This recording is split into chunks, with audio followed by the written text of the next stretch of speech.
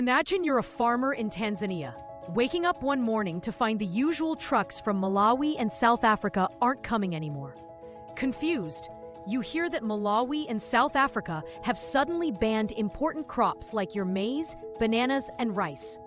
Instantly, the roads get quieter, prices drop, and you wonder how you'll manage this season. Soon after, Tanzania responds by stopping fertilizer exports. But before panic can settle, news arrives.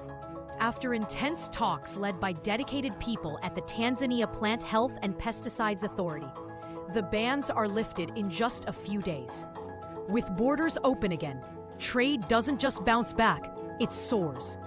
Your maize exports to Malawi climb from $70 to $90 million, and rice and banana sales surge too.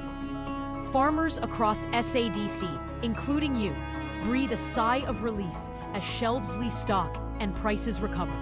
But this scramble makes everyone realize things can change overnight. It's a wake-up call that agriculture and food security rely on fast decisions and solid cooperation between countries. That's where Farmonaut steps in.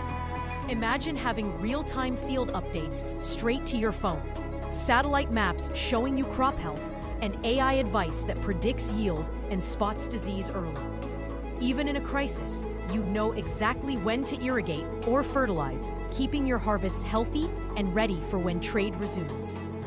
Farmonaut gives both small and big farmers tools to stay informed and resilient, helping secure family incomes and the region's food supplies, no matter what policy twists come next.